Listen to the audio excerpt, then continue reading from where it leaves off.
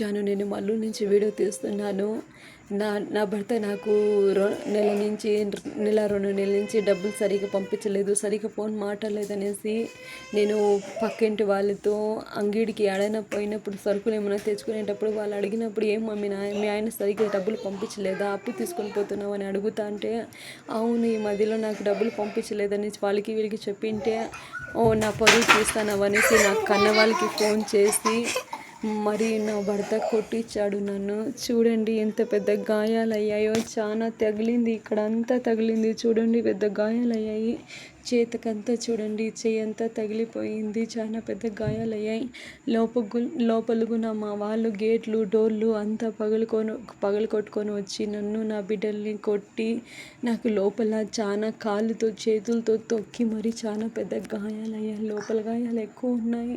హాస్పిటల్కి పోదామంటే హాస్పిటల్ కూడా వాళ్ళు పంపించలేదని వేరే వాళ్ళ దగ్గర 200 డబ్బులు ఇప్పించుకొని ఒక ఇంజక్షన్ వేసుకొని వచ్చి ఈ కట్టించుకొని వచ్చాను ఆర్ఎంపీ డాక్టర్ దగ్గర. ప్రశాంత్ పెద్ద హాస్పిటల్ కన్నా పోదామంటే నన్ను వాళ్ళు పోనివ్వడం లేదు, గేటుకి బీగాలు వేసేసారు. నేను ఏడన్నా వాళ్ళపైన కేసు పెడతానేమో అనేసి ఇంటికి ఆడడం చుట్టూ మళ్ళీ తిరుగుతూనే ఉన్నారు వాళ్ళు.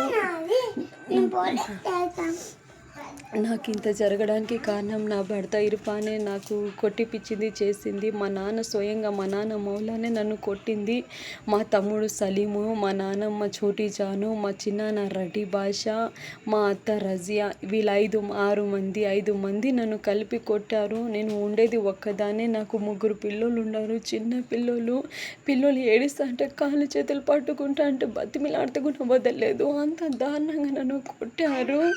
నేను చాలా ఇబ్బంది పడుతున్నాను. రాత్రి నేనేమన్నా చచ్చిపోయినా, నాకేమన్నా జరిగిపోయినా నా చావుకి వీళ్ళందరూ కారణమవుతారో, వీళ్ళదే బాధ్యత.